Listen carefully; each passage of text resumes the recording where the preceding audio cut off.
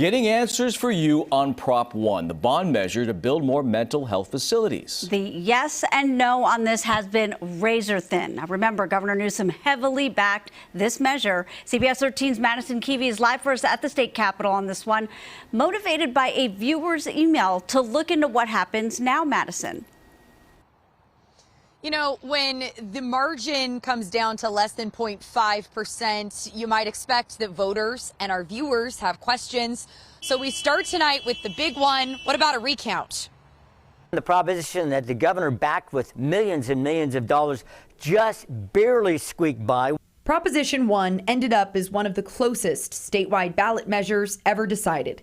It came down to 0.5% margin between yes and no. Supporters said Prop 1 will increase access to treatment beds and supportive housing. Opponents said it would slash funding for already successful programs. We're getting answers for a viewer who wanted to know, what happens when a proposition is close? Do we recount or revote? The answer?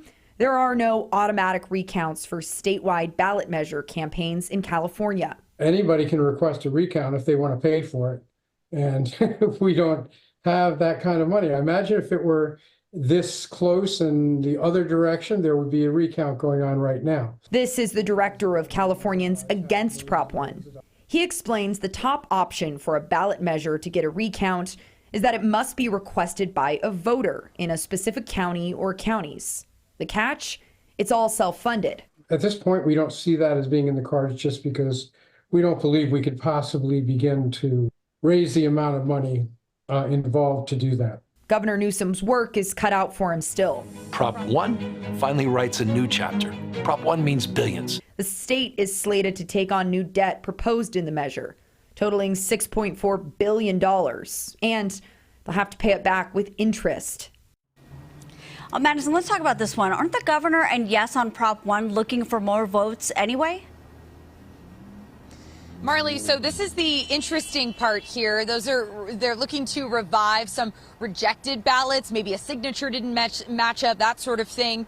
The governor's campaign and the yes campaign, rather, started that push. And when the no on Prop 1 campaign heard about it, they said, hey, wait a minute. We want to do that, too. If he's doing it, we're doing it. But they don't expect it's going to change the difference. The AP has already called this one.